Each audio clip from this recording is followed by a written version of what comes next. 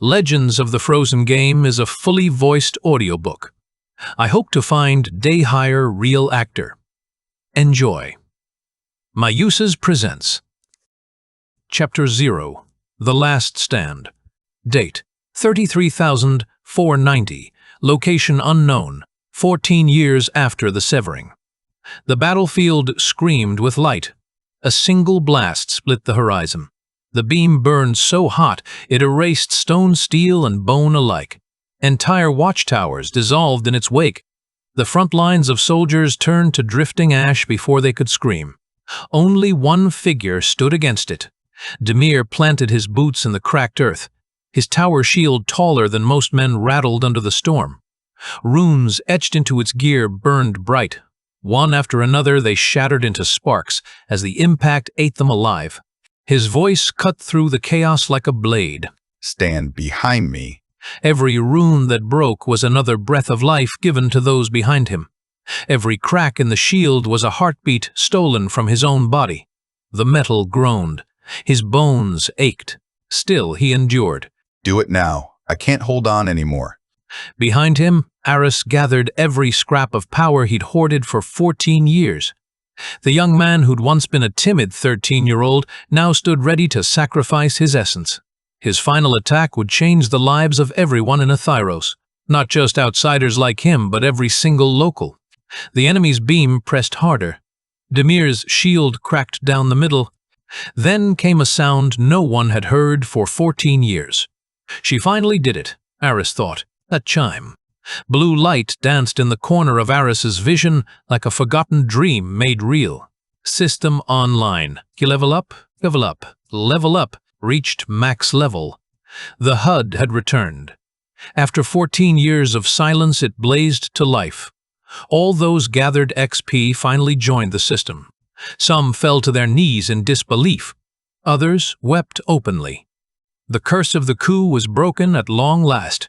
Among them, one man raised his head to the heavens. Curtis, the Power Mage. The one who had built his legend not on steel or relics, but on witness and forgotten echoes. Numbers flooded his sight like a waterfall of possibility. Level 99. His hands trembled as the prompt appeared.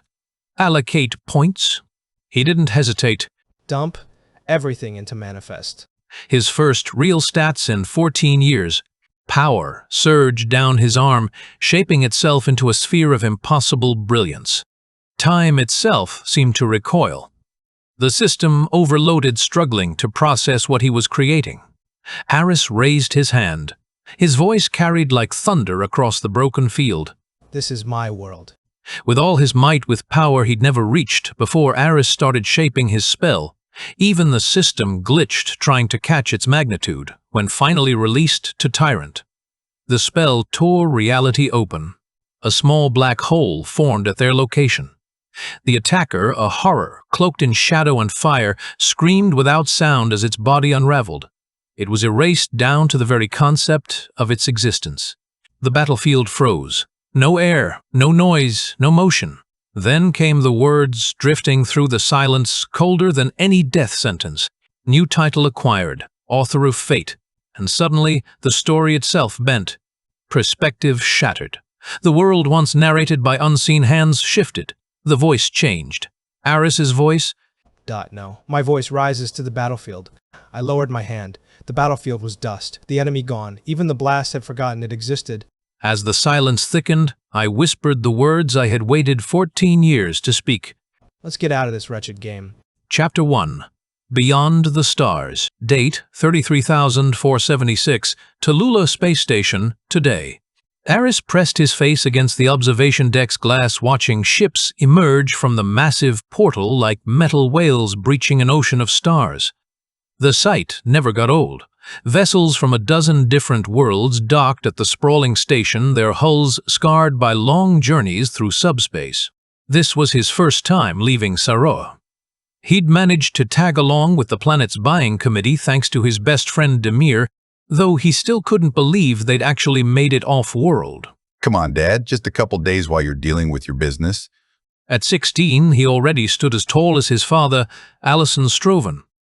The boy's brown hair caught the artificial light as he gestured excitedly. Demir, I said no. It's a wretched game. Mocks everything we stand for. It's not that bad. At least there's no AI. You can work with your hands there. No. Take Aris to see other wonders of the universe. This visit isn't for you to wander aimlessly. You're a man now. Demir's shoulders sagged for exactly 3 seconds before he brightened again.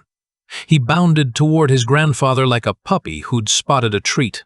Ilke Stroven stood near the viewport, his beard streaked with silver hands clasped behind his back. As the elected leader of Saroa, he carried himself with quiet authority. The dwarf planet had been home to the keepers of the True Hand for generations. They'd built their society away from AI immortal tyrants and lab-grown lives. Even their robots lacked AGI-level intelligence. They'd come to the Interplanetary Alliance to buy their faction a new planet. Centuries of producing organic products and careful investment had finally given them enough fortune to afford a world that wouldn't try to kill them with volcanoes, earthquakes, and tsunamis every other week. Grandpa, Father won't let me enter Realmforge. Just a couple days. What would be the harm? Let Aris and me go in together. Ilke turned from the viewport, his eyes crinkling with amusement. The old man was as authoritarian as any leader needed to be, but soft-hearted when it came to his grandson. Altos, what do you say? Should we let them enter the game while we negotiate? The question carried more weight than a suggestion. Altos had recently been promoted to head of security and knew better than to contradict Ilke's wishes. Even though he'd worked for the Strovans for years, he was grateful for his rise to important ranks. Ilke's gaze shifted to 13-year-old Aris. The dark-haired boy stood quietly, unlike his father. Aris wasn't following the military route or his mother's farming path. He studied hard, aiming to become a bureaucrat like his father's boss, like Ilke. Aris, you want to enter the game too? What was it called? Realmforge, sir. He answered before Demir could speak. He's not forcing you to enter, right? Like when he dragged you into those volcano caves or made you dive near the trenches? Those memories seemed crazy in hindsight, but each had given Aris a confidence boost that Demir never quite understood. Demir was a big brother to Aris in every sense. Other than studying, Demir was always there for him. No, sir. This game is something we can't access from our world. We can only enter where interdimensional portals exist. Father, it's not a game. It's an abomination.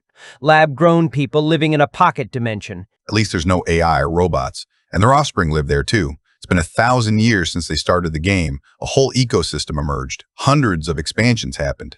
Is this the game where they created a moon-sized planet in a pocket universe? Is it still running? Yes, Grandpa. It's not just a game. It's an experience. I entered 3 years ago when we went to the station in the Large Magellanic Cloud. You did what? It was for 3 days. You don't have to fear technology this much, Dad. Without it, humanity would be long gone. That's forbidden tech. I forbid it. Ilke raised his hands before Allison could continue.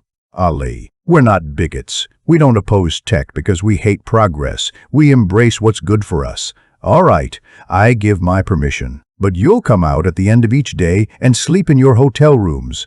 Altos assign one of the new guys to check on them. Don't let them fool him. Demir jumped with glee.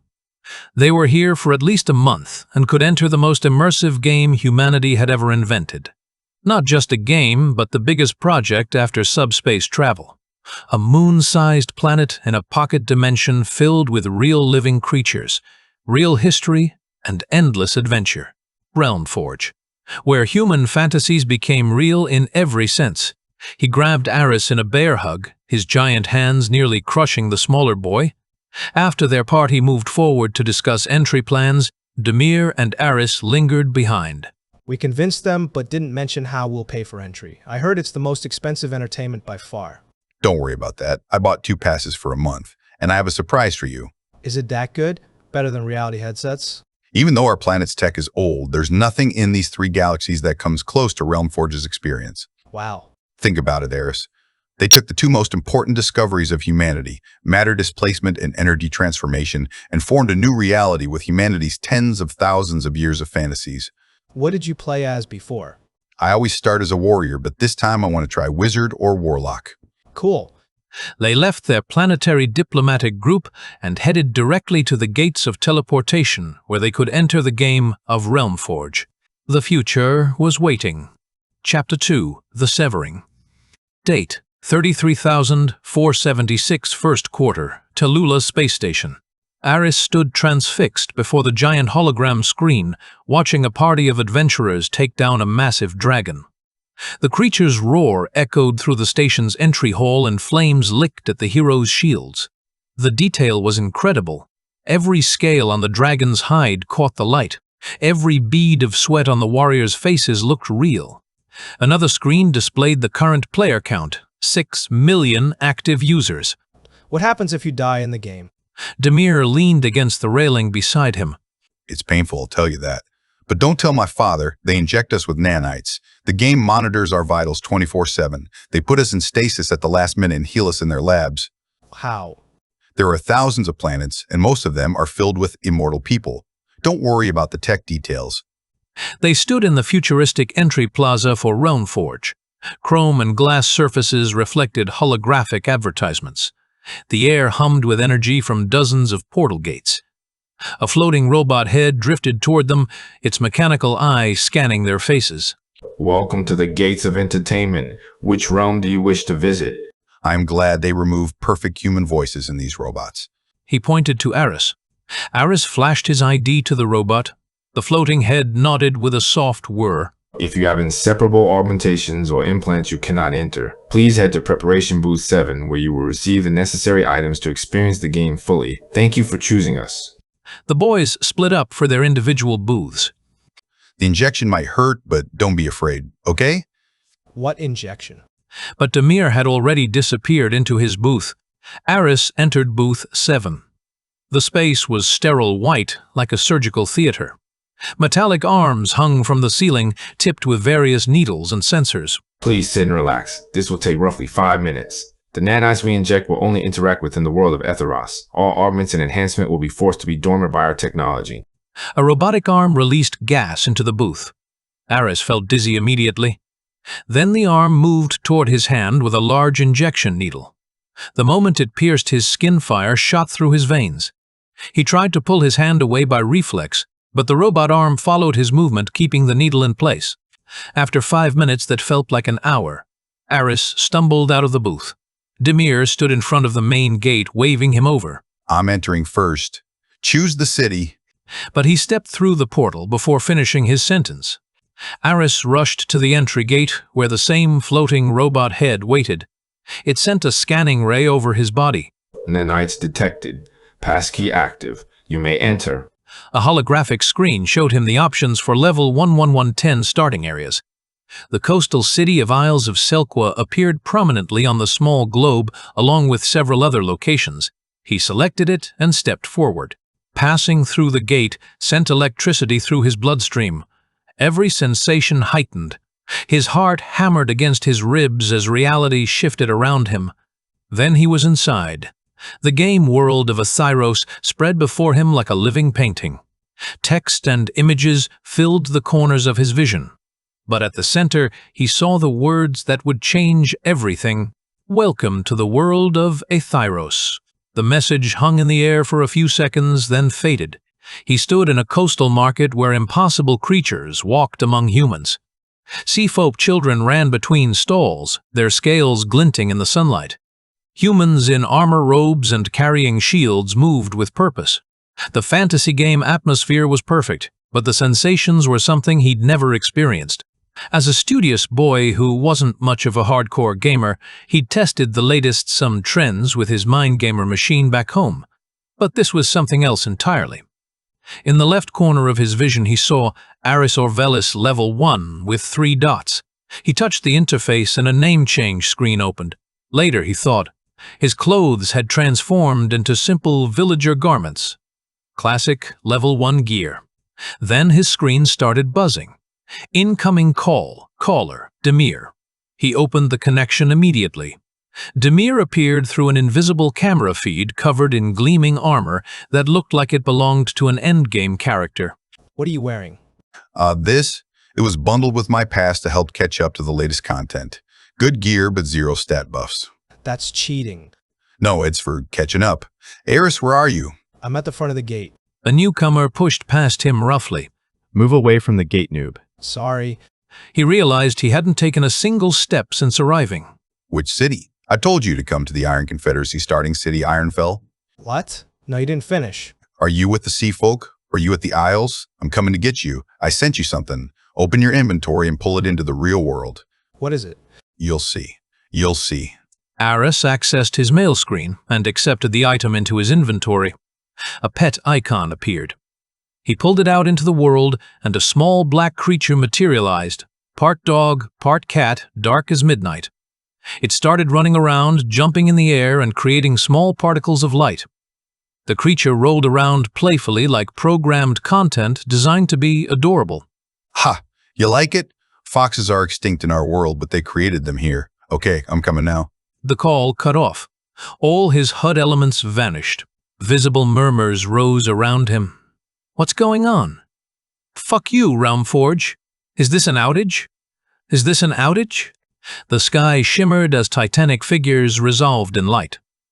Each crowned sovereign stood in solemn rank across the heavens. At their center, an elven figure with silver hair drifted in ethereal wind. His voice carried as though it spoke from every stone and star at once. Giant silhouettes appeared like holograms in the sky.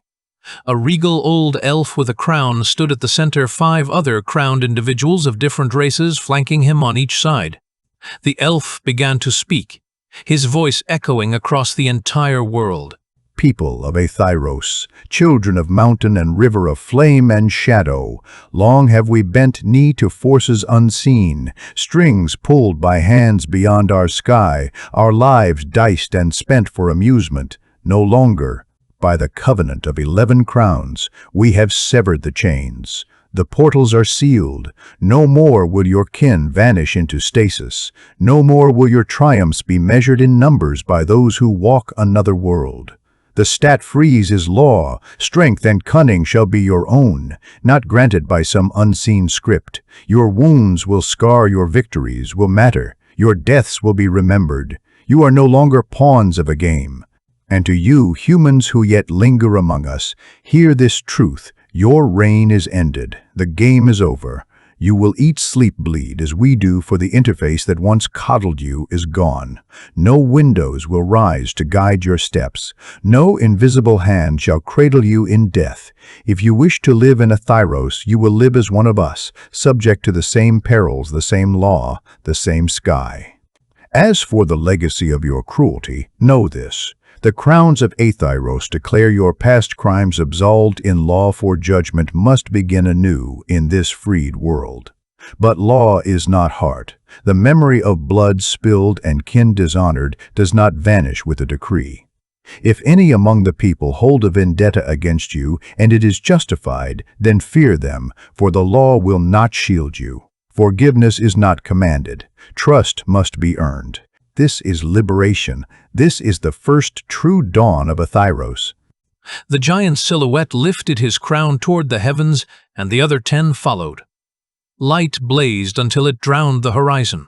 People started running and shouting. What? No.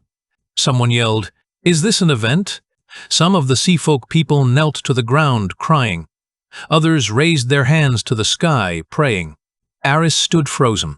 A 13-year-old kid at level 1 in a world he'd never seen before.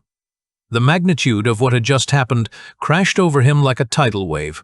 Kid, hey kid. He looked down and saw the black fox. Run. Chapter 3, Blood and Bridges. Date, 33,476, first quarter, Isles of Selqua.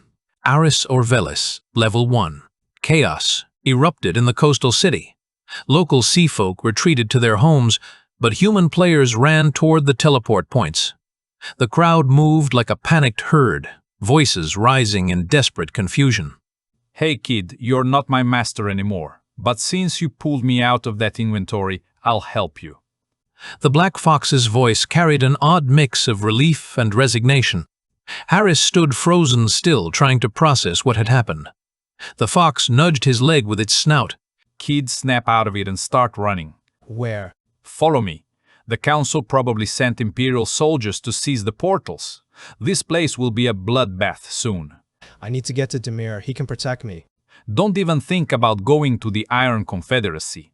The road is filled with monsters. Factions will rip you apart in seconds. Also, there is a sea between us and mainland. They started running toward the outskirts of the coastal city. Various sea creatures walked along the beach, their forms alien and beautiful. Most people who had been farming or questing abandoned their tasks and ran toward the city. Aris was the only one running away from it. Are all those animals talking now too? Did you all gain sentience? He panted as they ran. No, I don't know. I'm not an animal like them. Anyway, this is my one and only help to you. The fox's ears flicked back. They ran for nearly half an hour. Even though Aris had worked with his hands helping his mother in the fields, he was mostly a studious boy.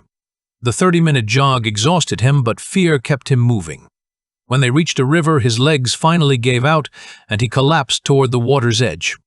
Aris began drinking greedily. The fox joined him. Hey, this isn't enough distance. Hey, whatever. It started drinking as well. Catching his breath, Aris asked, "How can I go back now?" Looking at their reaction, it wasn't a game event, right? I don't think it was a game event. There was a binding that wouldn't let me talk, making me act like a cute pet all these years. How old are you? What's your name? I had many names. Each one I hated more than the last. I don't know how old I am. In fact, I might have been created right now with fake memories. What do you want me to call you? Don't call me anything. I'm Fox, Fox the Black, and I'm leaving you as soon as you find something better. That moment, they heard a crackling noise, screams, and then nothing. Aris perked up and started running along the river toward the sound. Fox chased after him. Hey, what are you doing? There's clearly danger there. Demir would have run to help, Aris thought, as he pushed forward. After they passed a giant tree blocking their view, they saw the source of the noise. A massive stone bridge spanning the river had collapsed. People and sea folk were scattered around, crushed beneath the rubble. It was an awful scene. Body parts and blood were everywhere. Some of the wounded were leaking into the river. Shocked survivors began waking from the accident, begging for help, crying out in pain. One survivor, an old man in patched garments, stood up and looked around. His eyes finally settled on Aris. Help me, kid. I'm a healer. Look for anyone alive and press their wounds while I cast Mass Heal. What happened here? He located a sea folk woman with her gut torn open. He tore his shirt and started pressing the wound. Their planet was rough. Earthquakes, volcanoes, tsunamis were common. Aris had emergency training. Fox, stand on this wound. I see someone else. He constantly searched for survivors. The bridge overloaded with people and collapsed. The old man said, raising his hands above his head to begin a ritual. But to Aris, it didn't look like a natural collapse. How could a game bridge collapse under the weight of people? This wasn't built by medieval locals. Realmforge had constructed it. He left the woman to Fox and ran to another victim, someone with a leg nearly severed. He unbuckled his belt and wrapped it around the limb as a tourniquet. The old man finished charging his magic. Golden light emanated from his palms, spreading to the people around them. Wounds began closing. Bleeding stopped. Aris watched magic work for the first time, torn between admiration and frustration. He could no longer gain levels or learn magic himself. I have a cabin near the cliff. Help me carry those with severed limbs who are still alive. Some humans, once their wounds healed, immediately started running. The stat freeze law and being trapped here had driven them to panic. Why wouldn't it? Aris thought. The realization hit him like a physical blow. He was stuck in a pocket universe with no way to leave. He started crying silently, but still grabbed a hurt seafolk child and tried to carry them to the old man's cabin. The journey to the cabin took nearly half an hour. Aris was exhausted by the time he placed the child inside a patient room. The old man began operating while giving Aris vials of potion. Give these to the people still at the collapse zone. Without catching his breath, Aris ran back to the zone. He found several unconscious but not critically wounded people and administered the potions. Some thanked him. Others ran toward the city without a word. Aris hesitated about returning to the cabin, but he had nowhere else to go. When he arrived, he found the old man covered in blood, having patched up the woman and child. Aris was exhausted, breathing heavily. He struggled to stand anymore. The healer poured a glass of water, offering it to Aris. Good job, kid. Catch your breath. I have some eggs if you're hungry. For the first time since the coup announcement, Aris felt a moment of safety. But even as he accepted, the water questions burned in his mind. Who was this healer? Why had the bridge really collapsed? And how was he, a 13-year-old boy, going to survive in this world that had suddenly become all too real? The old man watched him with knowing eyes, as if he could read every thought. "Name's Nebuchadnezzar," he said quietly, "but most folks call me Nebu. And you, young one, have just taken your first step into a much larger world." Chapter 4. Vengeance of Stone. Date: 33,476 First Quarter. Iron Fell City, Iron Confederacy. Demir Strovan, Level 12. Silence fell over the dwarf city like a funeral shroud.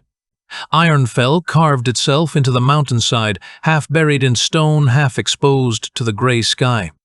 Giant statues of ancient dwarf kings lined the main thoroughfare, their stone eyes watching over a city that had suddenly turned deadly. The mountain's heart opened to reveal thousands of stairs descending toward the forest paths below. Demir swung his fully plated fist at the city portal, metal ringing against the inactive stone. He didn't even have time to draw his weapons. Open the portal, you idiots. What do you mean the game is frozen? Let us out. If something happens to Aris, I won't forgive myself. His voice cracked with desperation. Around him, confused humans in excellent gear and costumes stared at Demir with growing panic. Some started running toward the portal, demanding to leave. Then, one of the dwarves swung his hammer into a fully plated man's chest. You killed my son for 2 gold pieces. Do you think I forgot that, you shit-stain? The dwarf roared. Another dwarf drew dual daggers and sprinted toward Demir. Demir tried to cover his face, but the dwarf passed him and leaped onto the back of a player, demanding exit. The man looked back in shock, just as the dwarf drove his dagger through the right side of his skull, killing him instantly. He robbed all our loot, placed me in front of every enemy. I lost my best friend because of you. Eat your mithril now. The dwarf snarled at the corpse. It seemed most local dwarves had a vendetta against players. Demir took his chance in the commotion and started running toward the outer edge of the mountain city, where thousands of steps descended to the forest road. He bounded down them 3 at a time, his armor clanking with each leap. Fucking hell, what am I going to do now?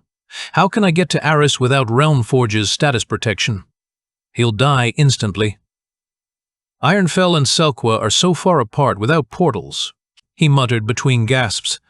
When he reached the bottom of the stairs, he saw a young dwarf knocked unconscious beside a trader's cart full of weapons and armor.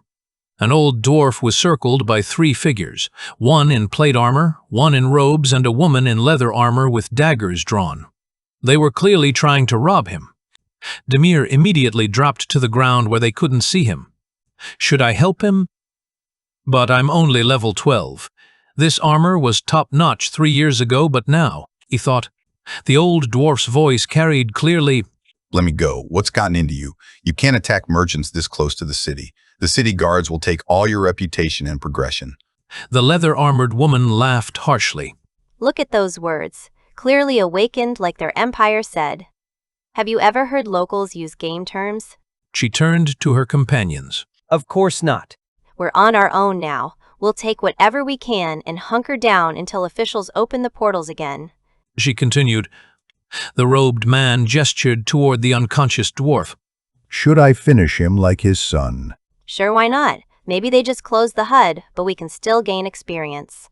Demir couldn't stand any more of those threats. He stood up. Don't kill them. 2 seconds after disorder and you become animals. Have some humanity. They're clearly no longer programmed NPCs. When he rose, he saw their faces more clearly. The woman had black hair with streaks of white, and her shoulder was covered with skull tattoos. The robed man sneered. They were never programmed NPCs. We were pretending they were idiot.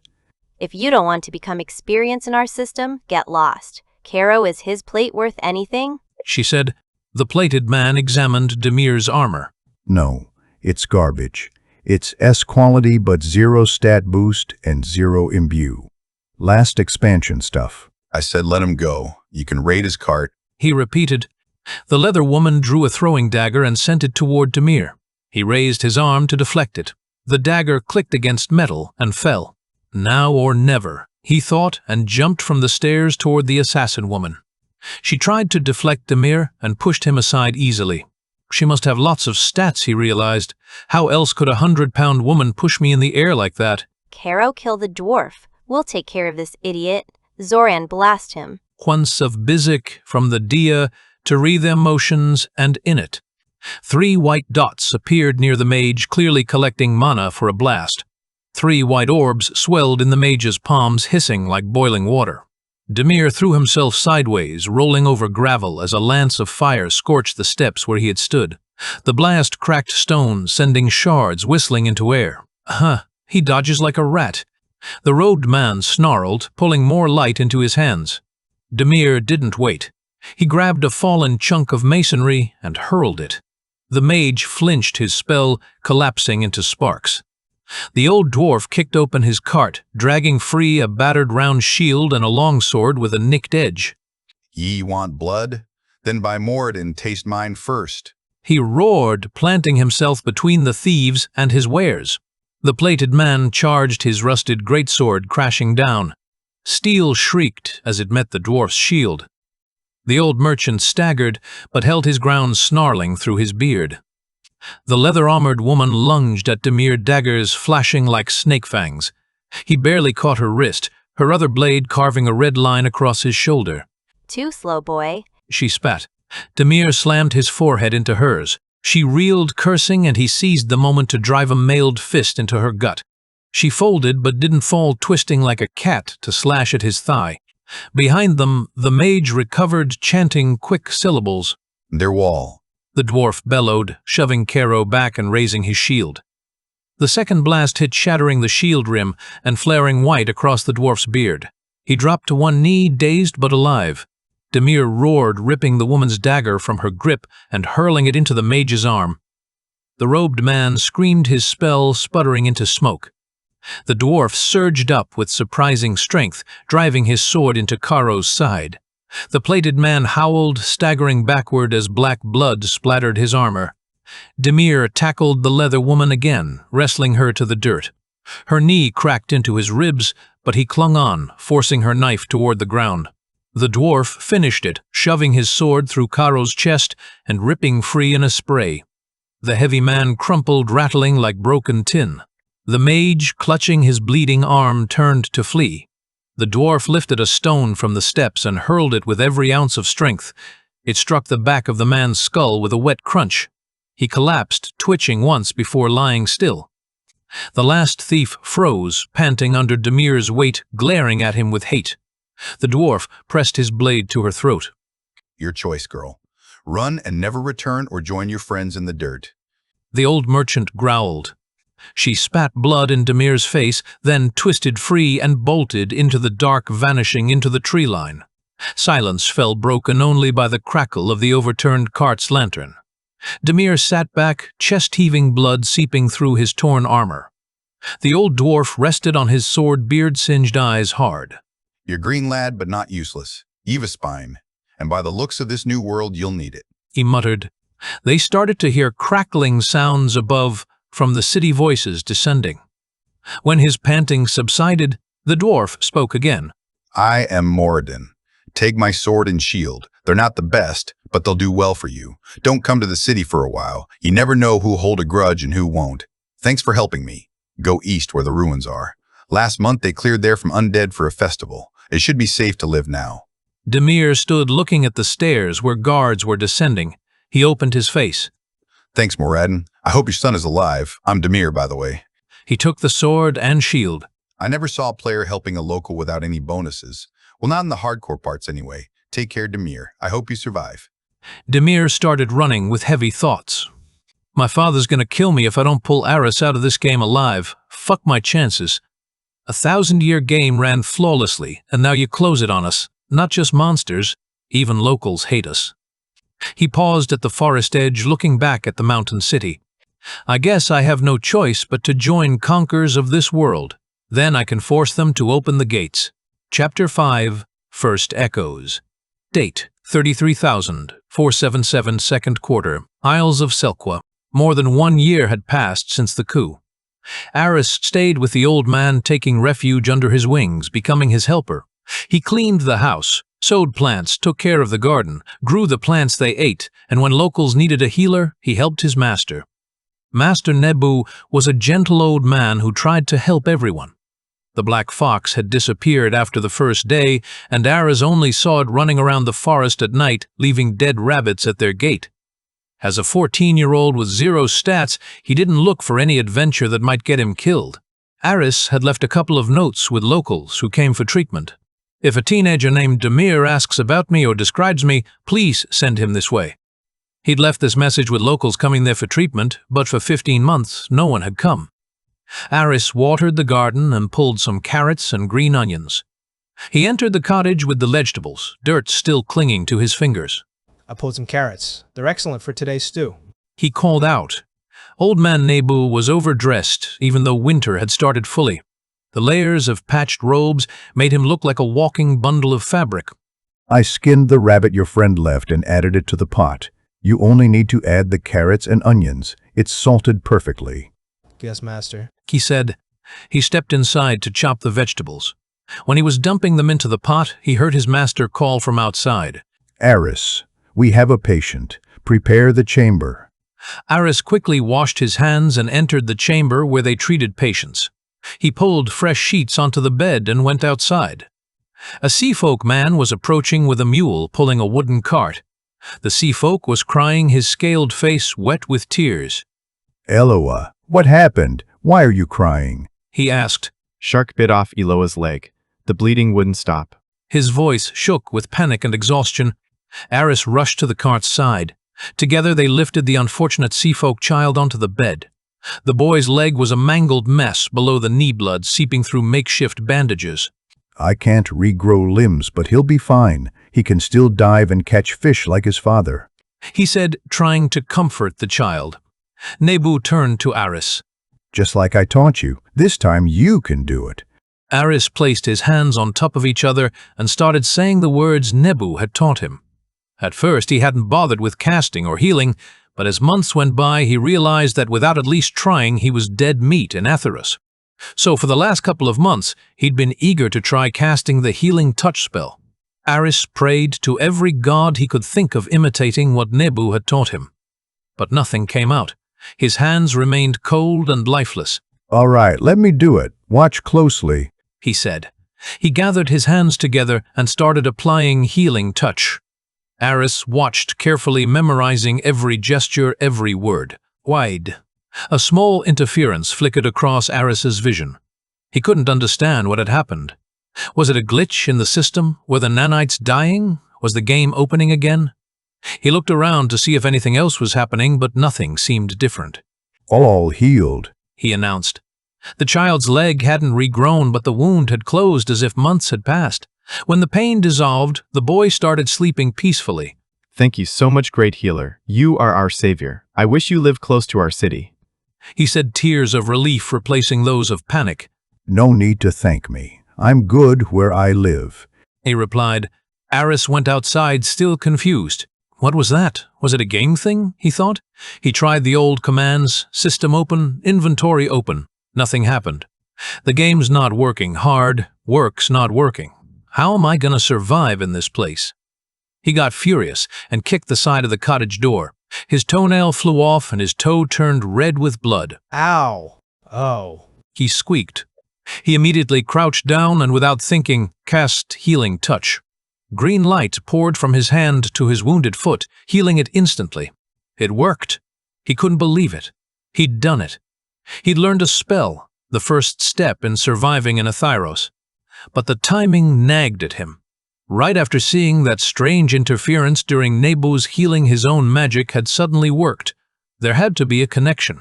Date: 33,477 fourth quarter, Iron Confederacy. Demir, almost 18, walked with a dead deer slung over his shoulder. He passed through the ruins' gates and entered the inn where he'd been living for the past 20 months. The ancient amphitheater stretched before him, its broken marble pillars patched with timber and scavenged cloth. Near the pillars stood one of the few remaining buildings, an inn cobbled together from half-broken marble, half-sealed with wood, and fitted with a makeshift door. He entered the inn he'd helped repair. A giant saloon welcomed him. In the corner a fire was going with two people huddled around it cooking. An old woman stood behind the counter chopping vegetables. "Give me that. You'll ruin the food." A short old man, possibly a dwarf, said as soon as the door opened. Welcome back, Demir. The old woman said. Hi, Celine. I caught a deer. He answered. The dwarf immediately left his station and came to Demir's side. It was Moradin. I want the leather of that deer. I'll give you 2 whetstones. I saw your blade. You weren't taking care of it. Come on. It's worth more. Why are you here anyway? Are you hitting the road for trade again? No, I'm too old for that. Just enjoying my years. Then why are you underselling me? That's the enjoyment. He started laughing. All right, at least repair the sword. I can't use whetstones. We dwarves aren't all blacksmiths. I'm a trader. All right, then. Take the old sword and the pelt. Give me a new sword. Come on, old coot. Give something to the kid. He's our only hunter. We'll starve without him. Yay, cut in. Fine, fine. I'll send the sword with my kid. You're turning these ruins into a refugee camp. Be careful, though. More people attract more trouble. Demir laid the deer on one of the tables he'd made and started skinning it. All right, but send some salt, too. We're running low. Date, 33,478 second quarter, Iron Confederacy. The amphitheater ruins, once hollow and echoing, now showed signs of real habitation. Broken marble pillars were patched with timber frames, hides, and scavenged cloth. Smoke curled steadily from 2 chimneys lashed together from brick rubble. The makeshift inn had grown into the settlement's beating heart. Demir's room was nothing more than a corner cordoned off with old banners and stone slabs, but he called it home. His armor, once respectable, now bore cracks along the pauldrons and rust around the greaves. A dent in his breastplate served as a reminder of his last skirmish on the forest road. His sword was freshly sharpened. Moradin's boy had changed and repaired it as promised, but the handle wrapping was frayed, patched with strips of leather from Demir's own hunts. What had been 3 souls around Celine's hearth was now 10. A man with 2 15-year-old twins. A scarred paladin who refused to speak of his past. An herbalist, a cobbler, a woodcutter. Each had staked out corners of the ruins, weaving the place into a fragile community. At night, the inn saloon became a mess hall where mismatched bowls, salvaged stools, and firelit shadows gave the illusion of a village. He remained the only hunter worth relying on. Deer boar and the occasional wolf pelt provided food and trade. The others saw him as both provider and defender, even though he still felt like just a level 12 kid. Strange thing happened yesterday while hunting. Interference passed in front of his eyes. A glitch. He carried quiet doubts. Without Realmforge's stat system, was he growing stronger or simply wearing himself thin? Demir stood outside the inn looking across at what had started as a tent but was now becoming a shed, slowly transforming into their community's first shop. He walked over to Yusan. You know, I didn't think the first shop in our town would be a cobbler. Even herbalist Leah is still operating at the inn. Yusan wouldn't take his eyes off his craft, cranky old man. Demir didn't know him well enough, but he seemed local. No one from the real world would enter the game as a cobbler and stay as one he thought. Maybe she should work harder. You need new shoes? Demir looked at his worn-out plate boots. Even in their current state, they were better than common leather shoes, he thought. Maybe later. Before going in, he turned to Yusan. Have you ever had interference pass before your eyes? No, he replied curtly. Demir nodded and went into the inn. The inn was buzzing with sound. Rather than just a shop, it was the heartbeat of their small community. Demir took a bowl of stew from the pot Celine had cooked and sat at their communal table. Alexius and his twins were also eating the overcooked stew. Alexius was maybe 40 years old and the twins were 15. They looked like their father, medium height, wide chin, and blonde hair. Demir, welcome back. We were talking with the kids about starting a mining expedition. He said, Not this again. Dwarves have all the good sites. We'll only kill ourselves digging random places. He said, Big bro Demir, it's been 2 years. All our gear has become trash. Hoy said, And no monsters or animals are dropping any gear. He added, Yes, I know. How do we get gear without money or raw materials? You're right, but is it worth dying for? He said, If dwarves won't employ us, what choice do we have here? We're gonna die in this stupid world anyway. Our family trip turned to hell. He said bitterly. Dad, don't worry. I'm gonna get us out of here. He said, I'll ask around about where to mine. But most importantly, we need a blacksmith. How can we craft weapons or armor ourselves? Do any of you have crafting classes? Ooh, he said. I had novice blacksmith, but I did everything through the inventory and with NPCs. The real version took too long. Only role-playing freaks spent years on it. He replied. Demir finished his stew, left a note for Celine, and went hunting. As he walked into the forest, he couldn't shake the feeling that something was changing. The world felt different lately, like currents were shifting beneath the surface of their trapped existence. He just hoped Aris was still alive out there somewhere in this vast, dangerous world. Date: 33,479, first quarter, Isles of Selkwa. A shed sat near the cliff above the sea, where a river flowed into the ocean, creating a small waterfall.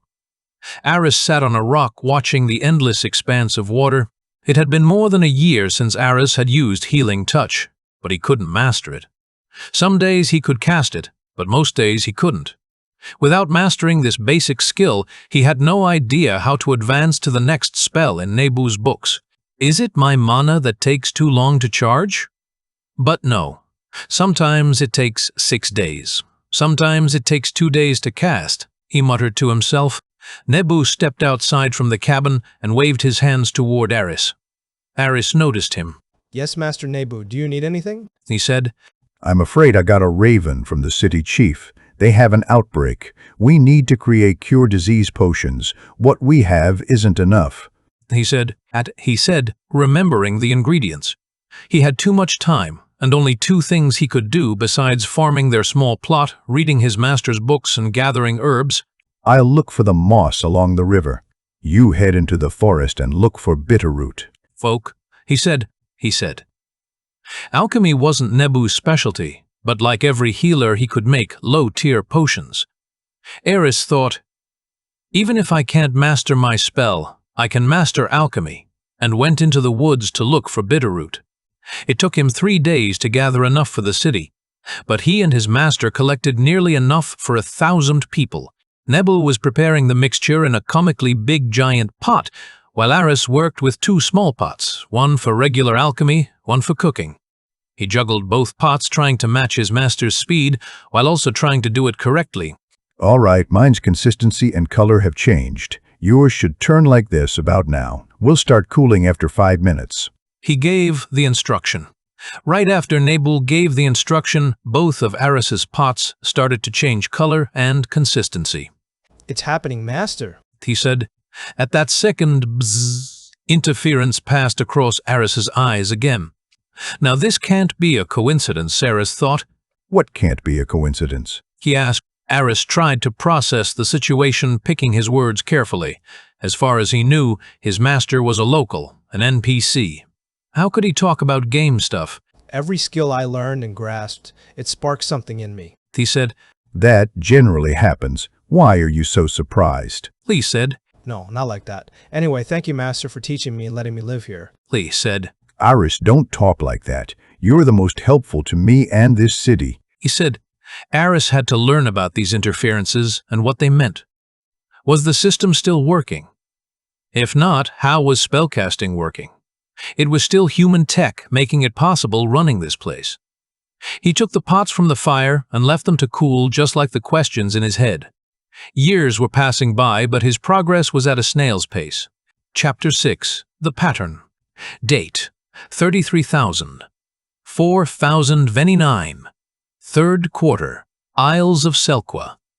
Aris sat in the cabin where they treated patients, hands clasped, trying to apply Healing Touch to his foot. It had been more than 3 years, and Aris was now a teenager stuck in this realm at age 16. 6. This is the 6th dud healing. The next one should work, he said.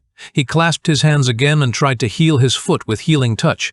Green aura emanated from his hand and healed the scratch on his foot. Every 7th spell working. Well, at least for Healing Touch. I never materialized anything else from Master's books, he said to himself. He drew a small knife from his belt and cut a small incision on his foot. I need to try again, make sure. The pattern had become clear over months of testing. It's been 3 years. I never saw any advancement toward us getting out. He said while trying to cast Healing Touch. And 7. Green aura again emanated from his hand and healed his foot for the second time today. Alright, it's good. There's still some logic. I can survive with this, but I should learn more than casting Healing Touch and basic potions, he said. The discovery both thrilled and frustrated him. He had found a pattern, a rule his magic followed. But why every 7th attempt? What did it mean? Date, 33,479 3rd quarter, Iron Confederacy. Demir's lungs burned each breath, tearing through his chest as though it wanted to rip free. His boots pounded against the earth, kicking up dirt and pine needles, his shield dragging at his arm like a slab of iron. Behind him, the guttural roar of the bear shook the trees. 19 now.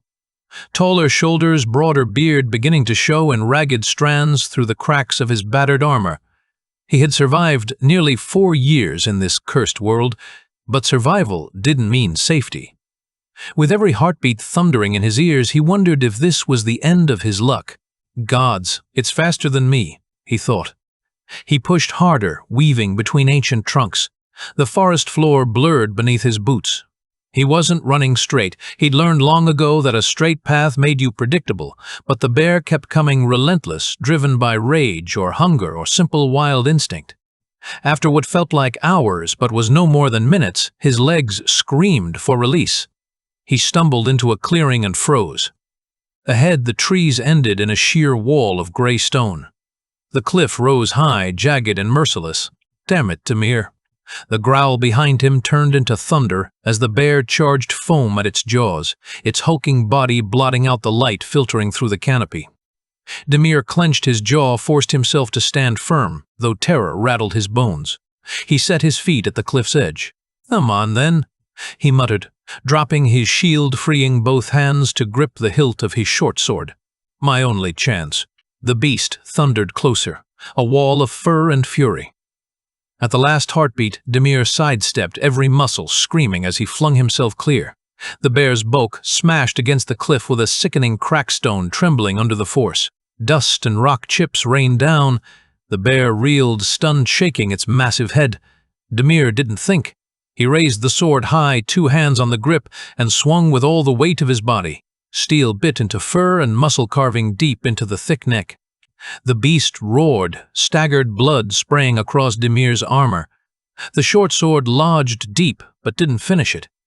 For a horrifying moment, the bear surged again, claws raking the air where Demir's chest had been. He stumbled back, boots skidding in dirt. The beast dropped to one knee, its growl fading to a pitiful rasp.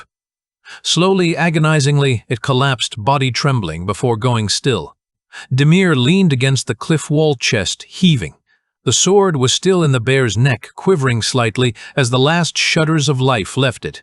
This wasn't worth it, he muttered bitterly. His voice cracked in the silence. "Not for me. Not for you, brother. You get no meat from my bones, and I nearly lost everything." He glanced around the vast, empty forest. "Gods know where I am."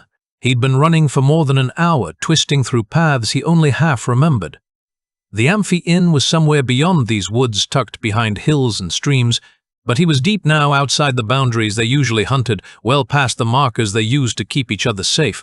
He pulled his sword free with a grunt, wiping the blood on his worn armor. As he turned, something caught his eye, a faint glimmer along the cliff wall just beside the bear's fallen body. Demir frowned and stepped closer, shoving at the dead weight of the animal until he cleared a space. Sunlight slid across the stone, catching on a small crack. It sparkled. Kneeling, Demir pressed his hand against it. His fingers came away faintly dusted with metallic flecks, silver iron, maybe even something rarer. The crack widened in places, metal veins glinting within. His lips parted in a grin. Yes, finally. A vein. A mineral deposit. It's real. Something useful. Something we can trade. He chuckled under his breath, the sound rough from exhaustion. The twins will love this. He turned to the bear, expression softening. "Sorry, brother. No disrespect to your corpse. But this is important." The problem was not just finding something valuable, but surviving long enough to bring it home. He thought of dragging the bear.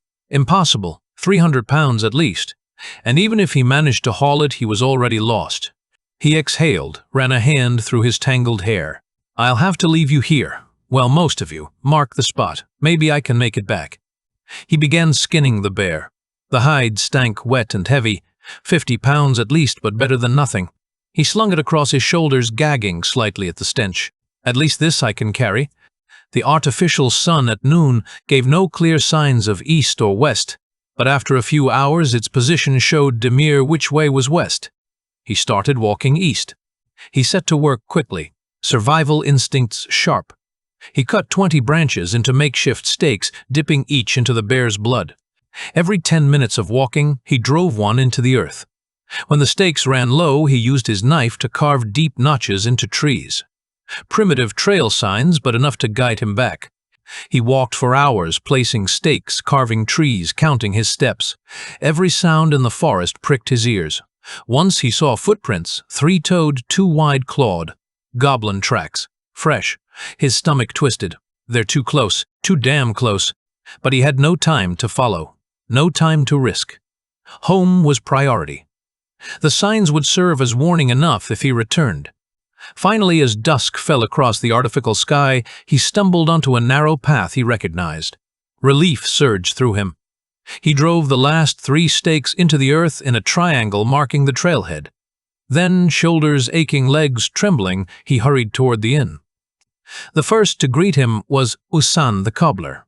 Without customers, he'd taken to drying hides by the fire pit, experimenting with crude leather armor. The pieces hung stiff and misshapen, barely protective, but something. Demir? By the gods, what in Atheros' name is that on your back? Is that a bear pelt? A huge one. How did you survive that thing with armor falling apart at the seams? Demir staggered to a halt, lowering the hide onto a bench. His grin was half pride, half exhaustion. Luck and strategy, my friend. That's all. Don't use it for scraps. Once it's dried, I'm selling it to Moradin. Whatever you say. You're the leader here. The words hit Demir harder than the bear's charge. He blinked. I am? Of course you are. People follow you, Demir. Not me. Not anyone else. He shrugged, returning to his hides. You've been making the choices. That's what leadership is. Inside the inn was quiet.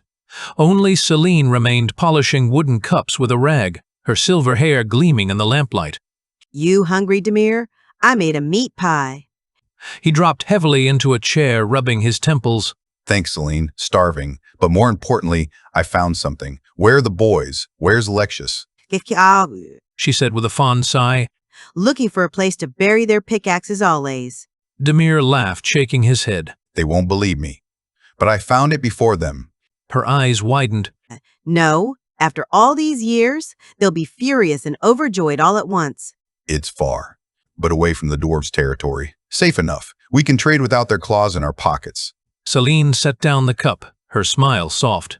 "Then, this requires celebration. I'm opening that barrel tonight, fermented or not." Demir raised his fists in mock triumph. Yoo-hoo! But behind his laughter, his mind churned. The goblin tracks in the forest, the shadows creeping closer. The find was real. The pelt was real. The inn was safe, for now. But safety, Demir knew, was only ever borrowed time.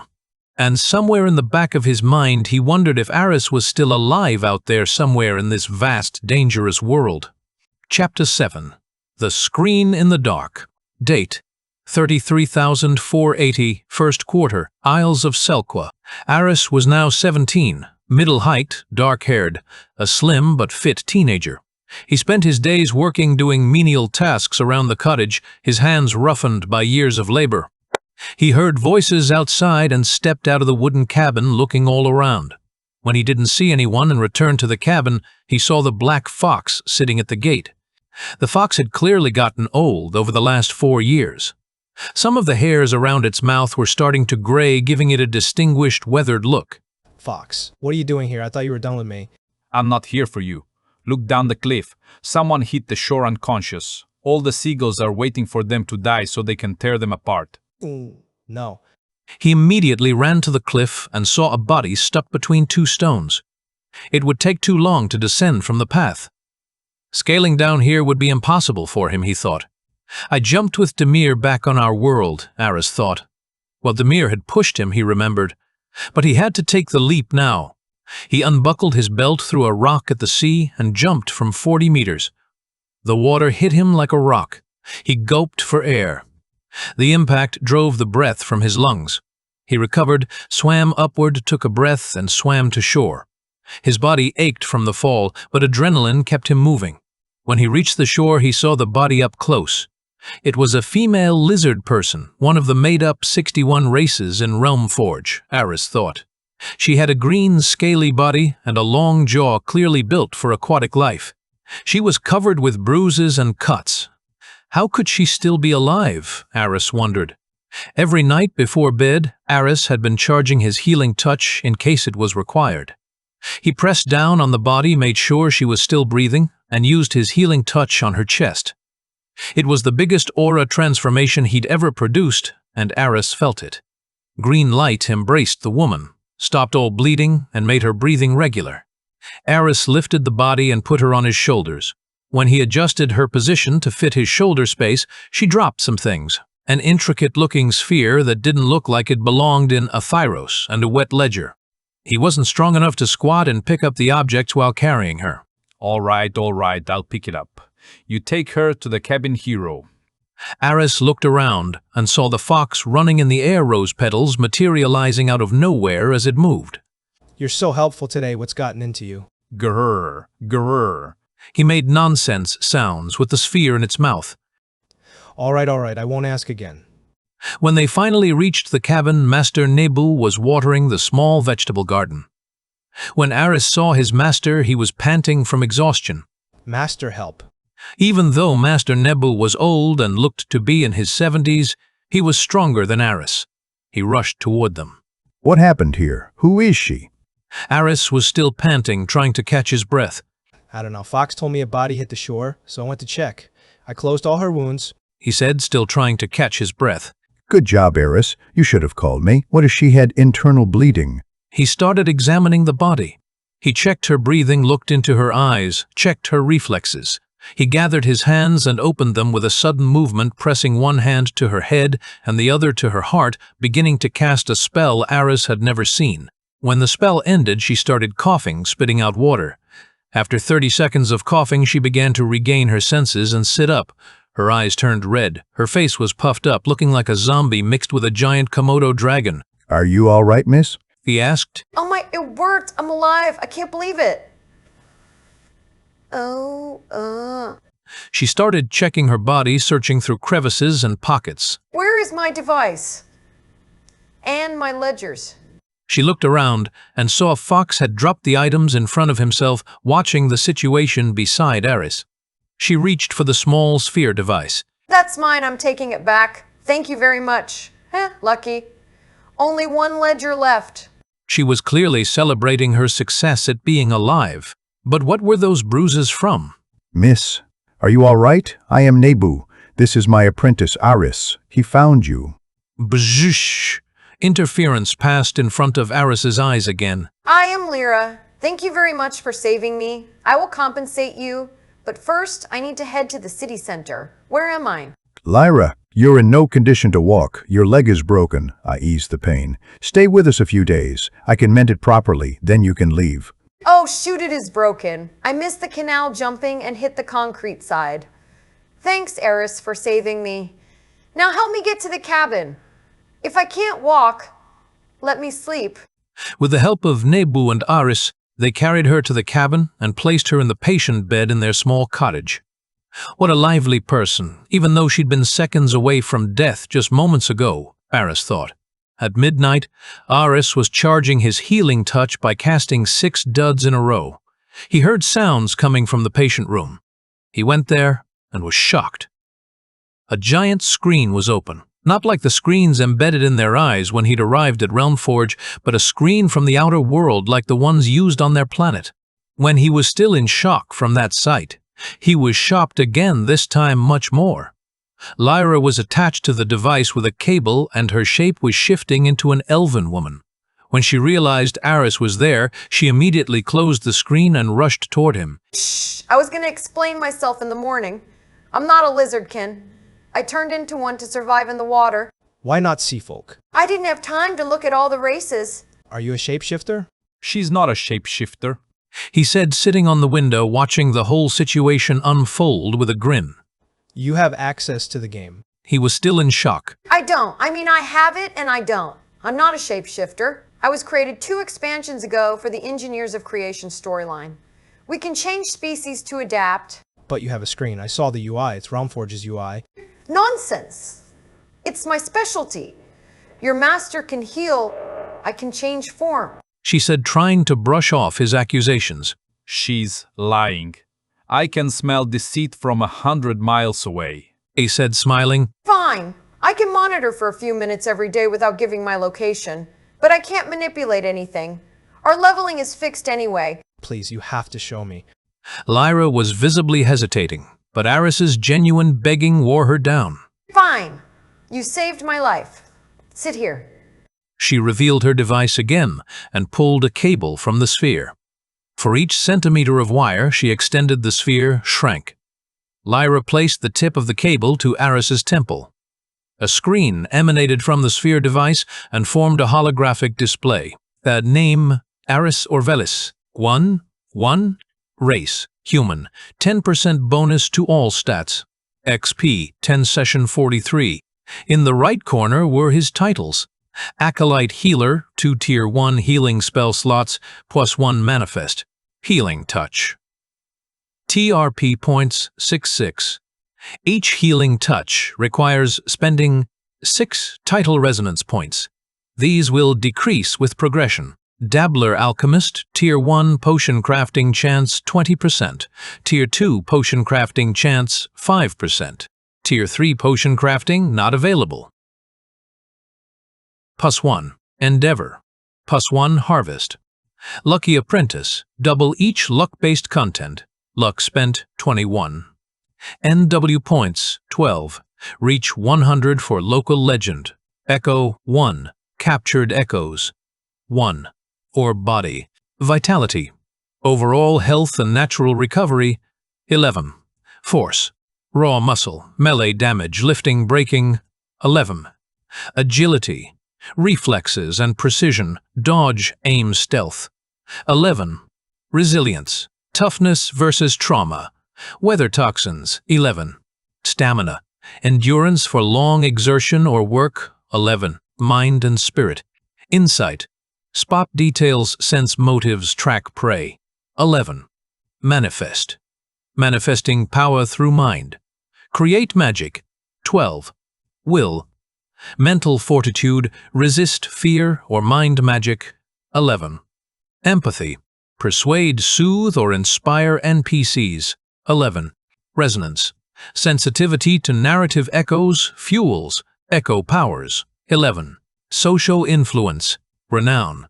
Fame or infamy that sways crowds NA. Command. Authority to rally allies or intimidate NA. Credence. Reputation for honesty and reliability NA. Craft and survival. Ingenuity. Creative problem-solving, new blueprints 11. Endeavor. Grit for long crafting or building sessions 12. Harvest. Skill at gathering rare resources 12. Attunement.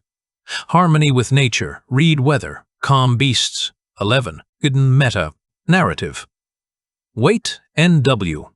Global impact of your deeds unlocks resonance tiers 12. Resonance. Points. RP. Energy to capture or replay echoes NA. Mythic tone. Your legend's flavor. Hero, trickster, monster, etc. NA. Continuity. Stability of your personal story against decay or rival legends NA. Lyra took the cable back into the machine. Ugh, level 1. What are you born as a frog? The coup happened the first day I entered, before my first step. He said angrily. How could he still be level 1? He'd hoped that, even though they closed the system, he could still develop. But instead, he only had stupid titles and numbers that meant nothing. Sorry, I was joking. You earned more than 40,000 experience in the last 4 years. You should be level 20 if the game allowed it. But you figured out path. That's good. Yeah, what an achievement. I'm alive on a cliff with no one. He said, crouching down by the door entry, holding back tears. No, not that. You figured out the path. What path? The one they left open for themselves. The titles path. You gain a title, you open skill slots. Yeah, you can't learn it with a button now or purchase from a merchant with a scroll. But with correct studying techniques and observation, you can learn anything just like any local with potential. What are those numbers then? NWRP Echo? He asked, curious. His mind was buzzing with ideas. After that small explanation, lost hope found him again. And that screen even shows metadata. I'm tired. I'll look again tomorrow and write it down. All right, let me rest. And Fox, get away from there. You're blocking precious moonlight. Oh, said. Heh, all right then, sister, but I'll be watching you. He said with a grin. After Lyra closed her door, Aris went to the front of the cabin. Fox was waiting for him there. When Aris knelt to sit on the side of the porch, Fox approached. Don't believe one word from her. She hides something, I tell you. Thanks. Without you, I couldn't even have found her. Don't thank me yet, and make sure she doesn't become your end. Aris sat there in the middle of the night, lost in thought. Hope, mystery, possibility swirled in his mind. What could he do with these abilities? How could he get stronger without leveling? Chapter 8. Paths and Warnings. Date: 33,480 first quarter, Chalice Theocracy. Days ago, Lyra had always hated being sidelined. Firing me for speaking truth, she muttered, her voice low and bitter as she slipped through the narrow alleys near Chalice's Grand Canal. You're hiding something, High Priestess. And I'll drag it out of you, Ledger if I must. The city loomed around her like a painted mask. Marble bridges arched gracefully over canals where gondolas glided, lantern light dancing on black water. Statues of saints and guardians stared down from rooftops, their stone eyes empty, their wings chipped by centuries of weather. Chalice pretended to be holy, a shining city on the water, but Lyra had crawled through enough gutters to know rot when she smelled it. I am not a spy, just a mere engineer in a world that doesn't need engineers. But I have to uncover the truth. After 1,000 years, we severed ties from our puppet masters. We cannot let tyrants take over. Her form tonight was halfling, round cheeks, soft features, short legs hidden under a borrowed cloak. No one looked twice at a halfling servant scurrying across a bridge with a basket on her back.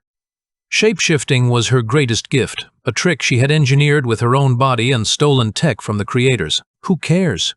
It's my power now, Lyra thought, and tonight that gift was going to crack open the High Priestess's secrets. The mansion rose at the edge of the canal like a marble cathedral 3 stories tall, its facade carved with winged figures that seemed to sneer down at her. Wide windows glowed with amber light. Guards patrolled the balconies, Templars, their swords gleaming even without armor. Lyra crouched under the shadow of a bridge, fishing a small brass spider from her pouch.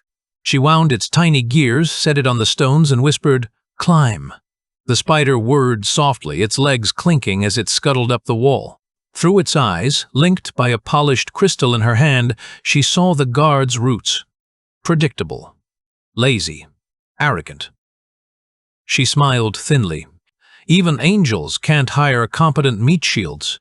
She scaled the wall on the blind side, her gloves gripping stone grooves. A narrow window opened onto the second floor. She hooked her grappling line, swung, and slipped inside with the silence of a whisper. The room smelled of ink and candle wax. A study. Shelves sagged under the weight of tomes and scrolls. On the central desk, neat stacks of ledgers bound in red leather, their spines marked with golden wings. Lyra's pulse quickened. She cracked one open. Her eyes flicked over names. Students from the Ivory Gate Academy. Dates of entry. Columns of numbers that didn't match. Entire rows missing. She turned the page. More names, some crossed out, others marked reassigned with no explanation. Her lips tightened. Missing students. Another ledger. This one worse. Not numbers, descriptions. Rituals, surgical notes, bloodlines.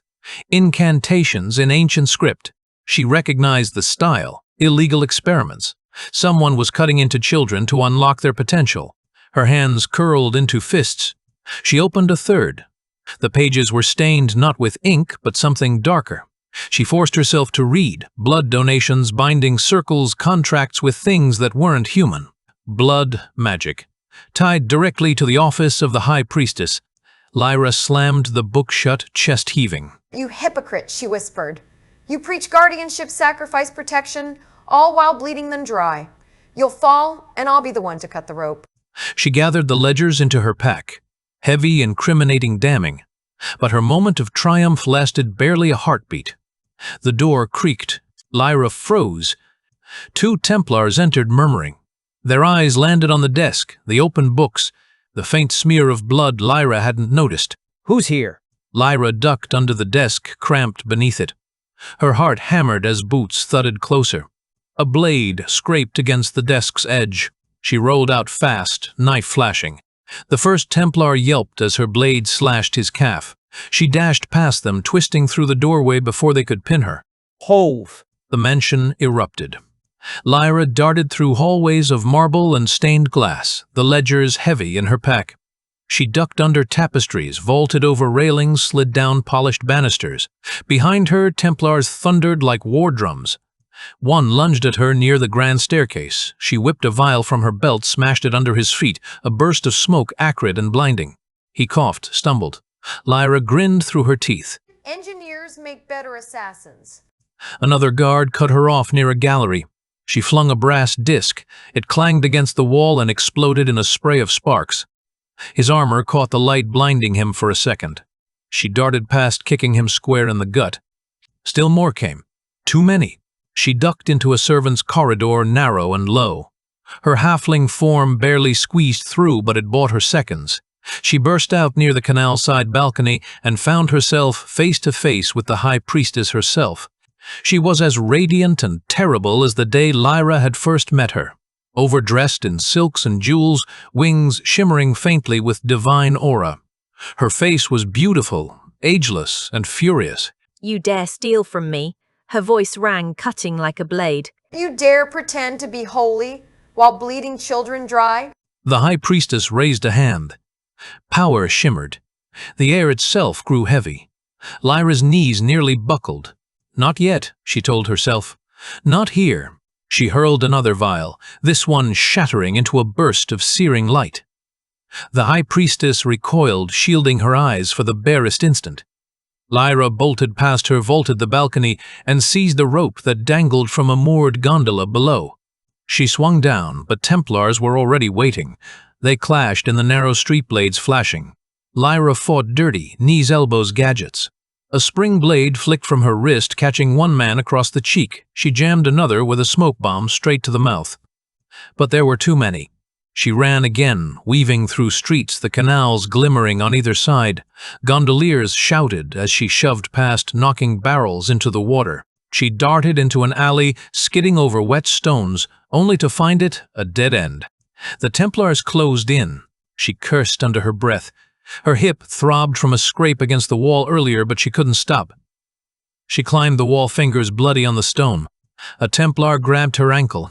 She kicked hard and his grip slipped, but so did hers. Lyra fell. Concrete edge slammed into her hip, white-hot pain exploding through her body. She hit the canal with a sickening splash, the cold water crushing her lungs. For a second, she sank, the weight of the ledgers dragging her down. She couldn't breathe, couldn't think. Pain screamed through her, and then instinct took over. She connected her device, a stolen gift from the gods. Her skin shifted. Scales rippled down her arms.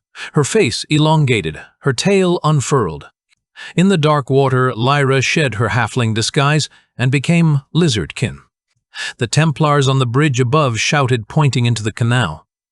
But she was already gone, slipping into the current. The ledgers clutched tight against her chest.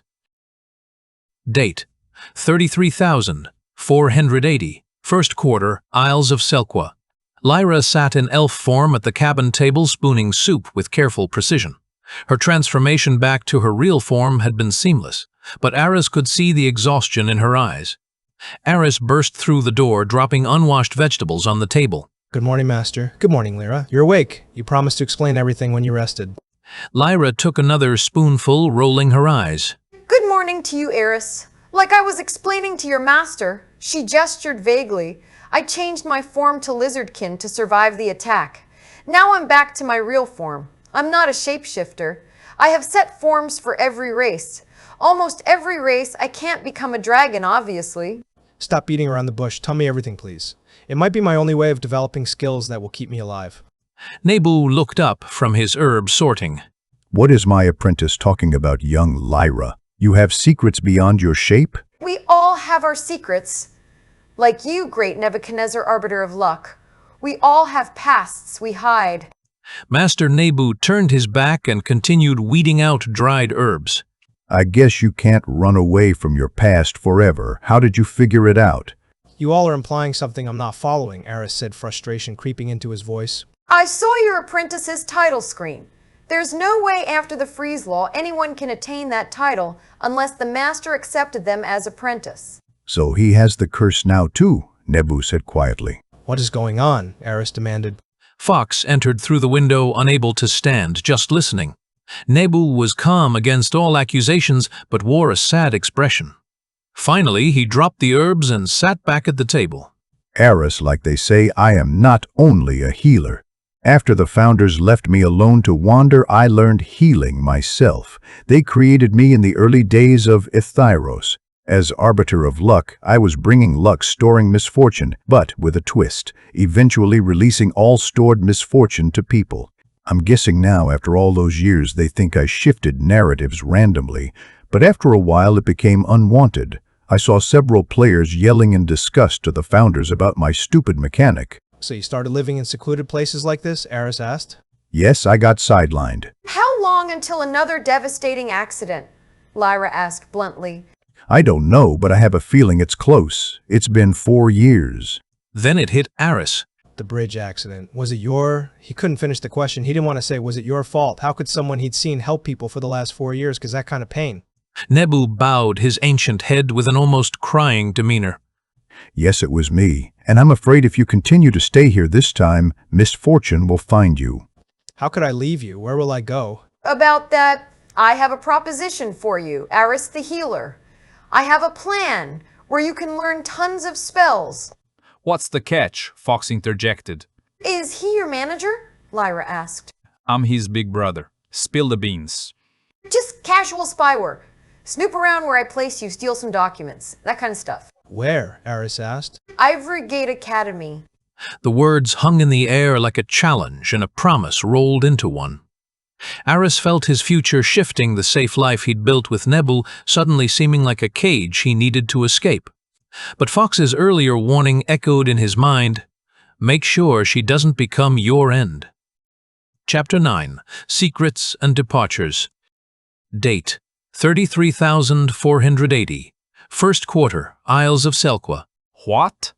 An academy? Fox's ears flattened against his head. You're gonna get him killed. Even before the game freeze law, the academy was only open for certain events to players. I can pose as his local human mother and get him signed up. No one will know. He could earn numerous titles there, she said, leaning forward with enthusiasm. Nebu looked between them, confusion evident on his weathered face. I wasn't interacting with the realm for so long and have no idea what you're talking about. If you guarantee his safety, I give my blessing. Aris looked at their faces, trying to digest the information being thrown around. Going to a magical academy to learn spells sounded like a great adventure, but spying around was dangerous. One wrong step, and he'd die before getting out of the game. Look, I need someone I can trust. If you stayed 4 years near the Arbiter of Luck and didn't reveal a dark secret by chance, it's enough for me to believe you're a good kid. Of course Aris is a good kid, he said softly. And I am a good person, trying to save the realm from the hands of tyrants. What are you talking about? Aris asked. Ever since the portals closed up until now, the military was guarding passage and travel inside the realm. But in the Chalice Theocracy ruler, High Priestess Saint Aloria the White gave all power to the resident academy's headmaster, Ivory Gate Academy. Doesn't seem so interesting to me, He shrugged. The High Priestess is only an advisor on the 11 Kings Covenant. Chalice is a small country and a low-potential one at that. What is a low-potential country, Aris asked. Unlike you, we can't grow indefinitely. Each zone has potential modifiers. What your people would call that place a mid-starter zone. Lyra continued. Each one in the Covenant has at least one city in a high-potential zone. She's acting like an independent sovereign. Here, she can change realm law about local soldiers keeping the gates. Something doesn't add up. I went there to investigate.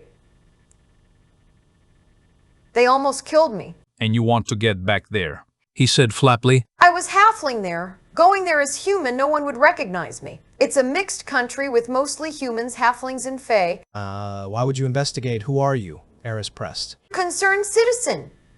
Come with me when I get well. I will show you. 3 days later, Lyra walked in human form. She looked mid-30s, and none of her features resembled any of her previous forms. She approached from the forest along the river to the cabin where she saw Aris doing yard work. What are you doing? Get ready. I booked the ship. Gather your things. We're leaving at midnight. In just a few days, she'd recovered thanks to Master's healing and potions. She brushed off the deadly beating like it was nothing. Or she was pretending. Aris couldn't tell. Something about her really bugged him, but he had nothing to show for it. Last night, when she accessed the system, she showed Aris his screen again, and this time Aris noted everything, including what he didn't understand. Titles made sense, as Lyra explained. It was the only mechanic locals in the world of Athyros had for developing. Whether job titles or social titles, it was a law of this universe. She explained. Look, normally locals wouldn't know the mechanics this deeply. But what I discovered is that most locals are born with a max potential to their stats, and developing the same interests, studying and training, helps them reach those max stats. Aris walked near Lyra, still thinking about the system left in their world. If studying and training help you reach your potential, how is potential determined? Not question bombardment again. We're leaving in 16 hours. Pack your stuff. Get ready. I don't have anything. I entered this world the day of the coup. I have 0 belongings. Please answer my questions. He said. Potential is like heritage. Your father's strength, your mother's side strength. When a warrior's kid is born, it throws a dice between 60 to 100 for strength, depending on their birth zone. What if a villager's kid is born? Then it's between 100 dice. Look, I don't have all the answers. But players had all the potential and we suffered. The freeze law was supposed to equalize the ground give control back to us, but they just want to take the place of human gods. This only gives high-level locals the upper hand. That's why founders kept creating wars all the time and giving you guys quests. But they came together 11 races and made a pact to protect the realm. Exactly. Alright, one last thing. What are NW points, RP points, or Echo? Lyra sighed with exhaustion. You're gonna be like this always. Just follow some commands. Nebel walked out from the cabin and spoke calmly. If he wasn't curious or someone who wanted to learn, would you have offered him that job? If he cowered at the first word someone throws at him, would I let him go? You're right, but it's nearly 1,000 questions now. NW is narrative weight, meaning your reputation. Doing anything in this world gets you points based on effect, your contribution, etc. It's for attaining social titles. If you didn't cultivate an insurgent leader reputation, you can't challenge the city lord. No one would take you seriously. How come it's 12 to local legend? I'm assuming because he helped people of Selqua with me? He looked toward Lyra. Correct, but it's for this region. Some titles are only won with local NW. But some titles like being the Emperor of Satar have weight everywhere.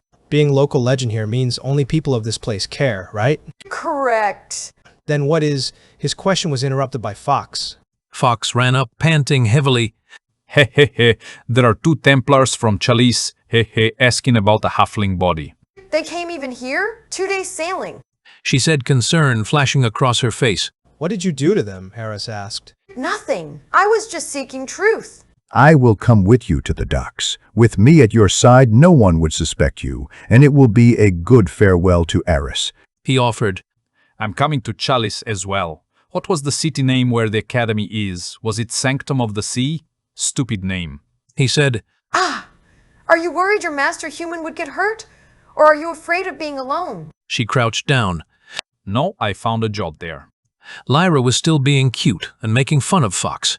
Yeah, what's the job? Cute lapdog? Being a nuisance at your ass.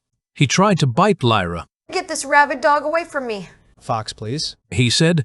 Nebu was laughing all the way. A few hours later, Aris packed his cloth bag with only one shirt and pants that had been patched from patients' leftover clothing. They stood on the docks at night.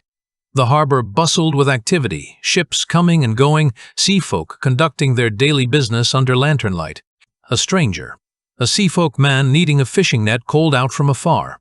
Master Nebu, you're not leaving us, right? No, I am sending my disciple to Ivory Gate Academy. Good, good. Young man, come back as a master, all right? Don't leave all responsibility on Master Nebu. The seafolk said to Aris. Aris politely nodded. Coming back as a master healer and living comfortably in the Selkwa Islands seemed like a great plan for him. Even though he'd never thought he could be a master and responsible for a whole city, this newly suggested idea took its place in his head. Even the sadness of leaving made him smile at the possibility. Young Aris, you help me more than you know or realize. He said, his voice thick with emotion. No, Master. Without you, I was surely dead. I am alive, and I have hope thanks to you. Nebu looked down, eyes watery. The curse put on me by the creators is heavier than you can imagine. Being my disciple, it started affecting you too. For so long, I thought I helped those whom I loved, but when my luck runs out, it explodes in their faces. Master, no, it's not a curse. I am lucky to meet you and honored to be your disciple. Lucky, literally. She joked, and Fox took a nibble at her leg. Ow! Bad doggy. Nebu was still looking down, almost crying. If I didn't meet you that day and you hadn't helped me tirelessly, I don't know what I would have done. Charge release days are awful. Be careful. You want to be away from your friends, but right after you want to be near them. Nebu took out a satchel and gave it to Aris.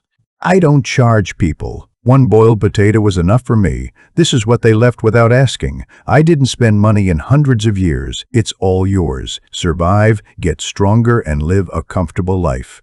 He leaned into Aris's ear and whispered, If possible, get out from this world at the first chance. Thank you, Master, for all of that. He said, tears streaming down his face. You're gonna make me cry as well. He said. With that, they got on their boat to Chalice Theocracy and sailed toward the start of their adventure. But as the boat pulled away from the dock, Aris couldn't shake the feeling that he was leaving behind more than just his master. He was leaving behind the last remnants of his childhood, the safety of the known, and stepping into a world where the stakes were higher than he could possibly imagine. The dark waters stretched endlessly ahead, and somewhere in that darkness lay the Ivory Gate Academy, and whatever secrets Lyra was determined to uncover. Chapter 10. Broken Bonds. Date: 33,480 first quarter, Iron Confederacy.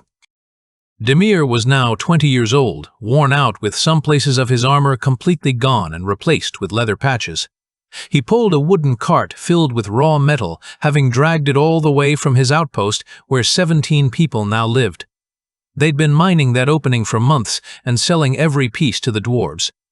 So far, they'd invested all the earnings in better mining equipment and the needs of the community.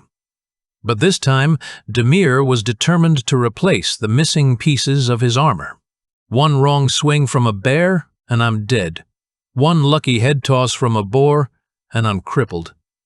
I need to be in top shape, he thought. Demir reached the Ironfell stairs. He hailed the guard at the top operating the medieval lift for traders. Adram, pull the lift. I have a new batch to sell. He shouted, pulling the rope. While going to the top of the cliff and inside the city, Demir was calculating how many pieces of armor he could replace. Lost in those daydreaming thoughts, he saw Moradin's small shop. He didn't want to pass by without saying hello. Hello, old man. Wake up, customers are fleeing away. Moradin was sleeping in his chair, startled by the comment. Where? Who's running? Then he saw Demir laughing. Don't kid me, boy. Where's your son? He should take care of the shop. You're old now, you should rest. I'm not that old. Middle-aged for a dwarf I am. Sent the kid with the caravan to the kingdom of Sitar. They promise good profits. What do you got there? Demir raised the cloth over his cart, filled with different colored metals. I think we even have a gold chunt there. They won't buy it. What? The Confederacy has a new supplier now. Big one, they told me. Supplier? What? Keep up, kid. There's a new supplier selling incredibly cheap reserves. Raw materials are now so cheap that most minor veterans in our mines retired. What do you mean? We dug this for a week. I carried it for 4 hours here. Go ask yourself. Demir left the cart and ran to his usual officer of the Confederacy. The dwarf shook his head, confirming Moradin's words. Demir was devastated. The small comfort from mining and selling was gone in an instant. He went back to Moradin. Sorry, kid. There's a new world now, and power, politics, trade, all changing. I can't buy those, but I can give you peace of mind. Leave this place. And I don't mean our city. Leave your outpost. Leave the Iron Confederacy. Big moves are happening, and I don't like it. He leaned toward Demir and whispered, Go to low-level areas like you people keep saying. Demir tried to understand what Moradin said, but the words flew by him. Leave the outpost he'd built over the last 4 years? Abandon 16 other people? He had no way of income now, no place to get drops, and now he couldn't sell the mining extracts. Big movements were happening in the world. Things were changing, Moradin said. Who could supply more ore to dwarves than the dwarves themselves? He had no idea, but since there was no patch to stop these irregularities, anything could happen, he guessed. Demir waved goodbye to Moradin and started pulling his cart back to the ruins of the amphitheater he called home. When he arrived at the outpost, he noticed strange things, irregularities. Something seemed off from afar. But when he came really close, he saw the truth. Everything they'd built over the last 4 years was broken down, smashed to pieces. The cobbler shop, carpenter area, their inn and small shacks, all destroyed. He dropped the cart and ran to the scene. No one was there, no one to be seen. He looked around. They'd been attacked, but there was no blood. Demir checked every inch of the outpost. Everyone's personal stuff was scattered around. That indicated they hadn't run from a threat. Also, there was no blood. No one's belongings were stolen, so they weren't pillagers. Even if they were pillagers, what could they take from poor people like us? He sat by the door and part of the broken wooden wall of the inn, thinking about what he could do. Then he heard a crackling sound. He perked up and drew his sword. He'd been sharpening and keeping it in good shape, his second sword. A shadow was creeping toward the gate. He immediately took his place along the side of the door, ready to strike. Then a man entered, and Demir put his sword behind the stranger's neck. Who are you? Don't harm me, please. My name is Marco Frey. I am a player like you. What are you doing here? How are you the only survivor? Please, young man, lower your weapon. Marco looked with afraid eyes. He wasn't that old, but the 4 years stuck in the game had taken their toll on him. He was extremely thin and looked very weak. All right, sit down. Demir lowered his sword but didn't turn his back on the stranger or the broken door. I survived mostly alone the last 4 years, stealing scraps, trying to live in small NPC towns. Demir interrupted. Locals. Don't call them NPCs. Maybe that's why they didn't want you. I heard from some people about a human outpost, and I've been searching for a place like this for months. When I arrived a couple hours ago, there were goblins with beasts. I immediately hid near a rock and saw. Saw what? They took everyone as slaves. Goblins here? It shouldn't be. Taking slaves? Exactly. They shouldn't even be here. Their chiefdoms are almost 100 kilometers east. Taking slaves here and taking them there is stupid. Too much work. Marco kept staring at the dried meats hanging from Demir's belt. You seem hungry. Here, take this. He gave the dried meat and took out bread from his satchel, giving him half. Marco started gobbling it up. He was clearly underfed and had no time to enjoy the food. Did you see which way they went? Marco took a breath from eating and said, Yes. I followed them a little from afar. If we avoid east, we'll be fine. But most likely they'll come back here. We should leave immediately.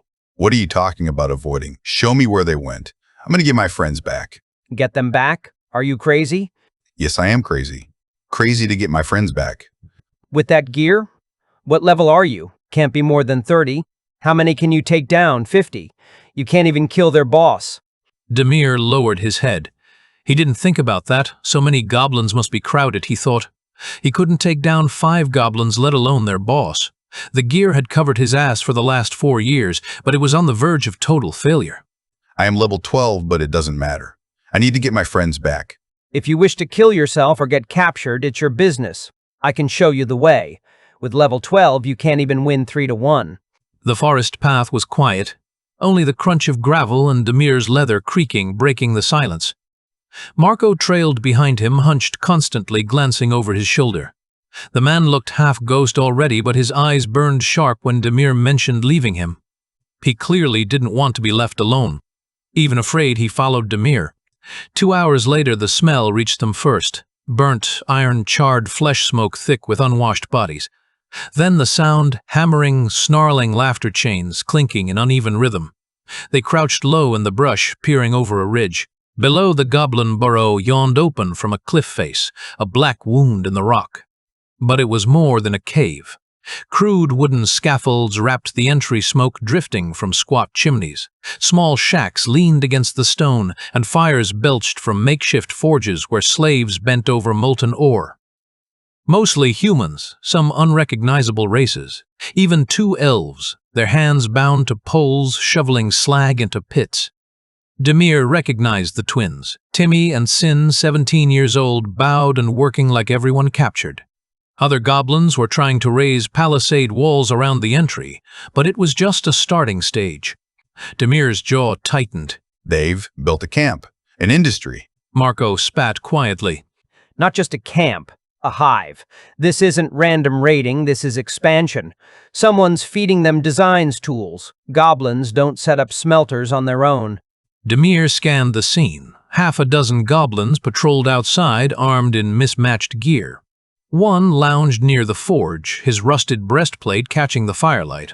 Another had a dented steel helmet strapped crookedly on his head. Their armor, though ragged, looked sturdier than Demir's whole kit. Marco was wearing strange spectacles. He nudged Demir. That one. Breastplate. Helmet. They're low-grade E at best, but still leagues above your scraps. Everyone's gear is decaying. Only locals are supplying gear. Your special edition S is now F-grade, barely holding together. If you want to last 5 minutes, you'll need theirs. You can tell? Just by looking?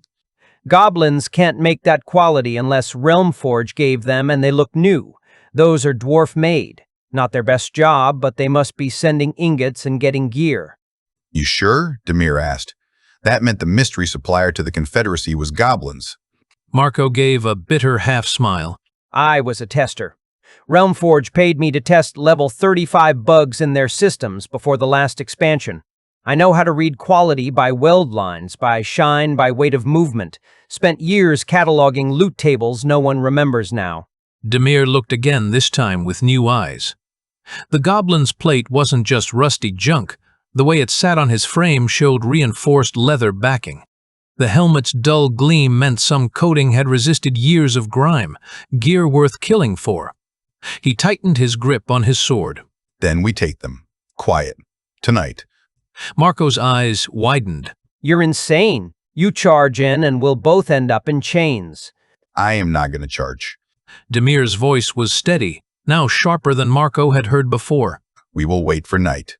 2 sentries outside first. Strip them. Use their own shadows to slip inside. The older player stared at him a long moment, then exhaled, defeated. Gods help me, you sound like one of them? Fine. But I'm not dying for your hero story. When night came, the camp dimmed.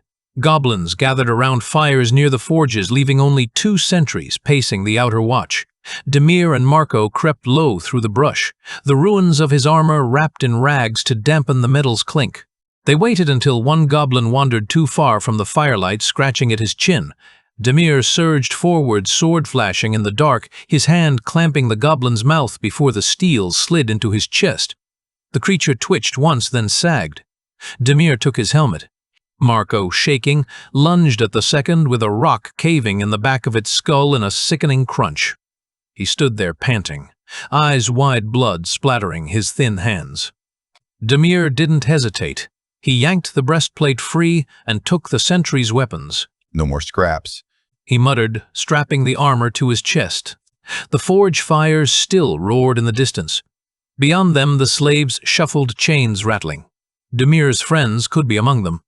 He pressed low into the shadows, breath tight but focused. Demir hunched low rags tight around his frame, every step measured. The forge light flickered across the crude palisade, stretching shadows long. He slipped past the sleeping slaves until he found two familiar faces, two young blondes curled together under a filthy blanket. Shh, Timmy. Don't talk loud. It's me, Demir. He whispered, crouching. Timmy's eyes widened, tears welling instantly. Oh my gods, Demir. Where is everyone? Everyone's inside the cave. It's huge. They carved it into a mine. They kept us out here to work the smithies. His twins stirred at the sound. Demir, you're mad coming here. Shh. How do I get to them? Demir asked, voice tight. Timmy almost broke into sobs. Demir swallowed hard, his knuckles, white around the stolen sword. For a long moment he said nothing, just breathing with his eyes shut. Then, No, I'm not running alone. You're coming with me. I am not leaving anyone like I left Aris. he pressed the looted dagger and short sword into their hands. Free yourselves with these. I'll handle the fire. Demir rose in a crouch, moving toward the ring of goblins laughing and spitting by the campfire. His steps were soundless until the last two strides, then he lunged. The blade cut deep into the first goblin's neck before the creature even turned. Sparks flew as another snarled and raised his cleaver. Steel met steel clangs echoing through the night. The camp exploded into chaos. Timmy and Sin worked fast, slashing at the ropes binding their wrists, then those of the other slaves. Chains clattered as cages swung open, gaunt prisoners stumbling free. Some ran immediately into the tree line, others froze in shock. Two goblins rushed Demir from opposite sides. He ducked low, parrying one, his shoulder catching the other's gut. The clash of iron on iron echoed sharp, clings clungs louder and louder. Then Sin, wild-eyed, struck from behind with the short sword, stabbing one goblin through the ribs. Timmy grabbed a rusted hammer from a slave and smashed it down on another's skull. Marco appeared from the shadows, pale but armed with the dented helmet and a scavenged spear. Together, the four of them pushed back against the ring of 5 goblins. The slaves, some emboldened, grabbed rock sticks, even broken chains, striking out with desperate fury. When the last goblin fell choking in the dirt, silence lasted only a breath. Then came the sound, a rising chorus of snarls and barking orders deep within the cave. Dozens, maybe more. Demir's face drained of color. They've heard. Timmy's hand clutched his arm. Sin grabbed the keys from a dead goblin's belt, unlocking the last cage door. Most of the freed slaves bolted into the forest, vanishing like deer. Run. He shouted, voice cracking. Together, Demir, Marco, Timmy, and Sin fled into the tree-line hearts, hammering torches flaring behind them as goblins poured from the cave. They didn't stop until the ruined amphitheater loomed ahead, the outpost's broken walls welcoming them like ragged arms. For now, they were alive. But the war drums of the goblins echoed in the night, and Demir knew this was far from over.